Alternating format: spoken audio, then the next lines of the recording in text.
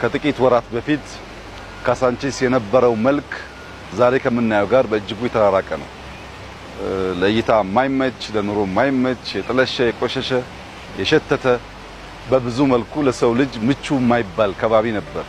ያ የሆነበት ዋነኛው ምክንያት ረዘም ላለ ጊዜ ሰዎች በእቅድ ሳይሆን በዘፈቀደ በላዩ ሲደራረቡ ሲኖሩ የተፈጠረ ሰፈር ስለነበረ በቂ የሆነ ስፔስ በቂ የሆነ መሰረተ ልማት አልነበረው። በተለይ ከሰማይ ላይ ሆኖ ካሳንቺስ ሲታይ አዲስ አበባ ውስጥ ከሚያስፈሩ ሰፈሮች መካከል የሚጠቀስ ነው።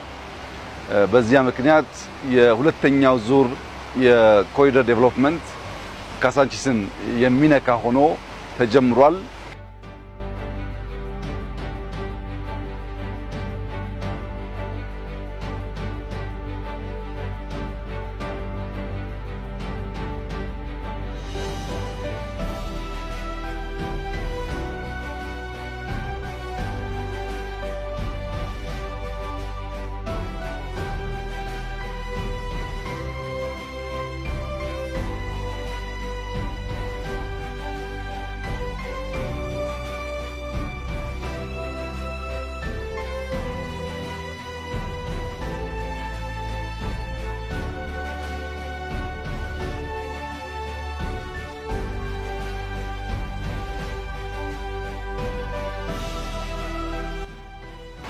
በጥቂት ወራት ጊዜ ውስጥ ካሳንቺስ እንደዚህ ውብና ማየት መቻላችን በእጅጉ የሚያኮራ ስራ ነው።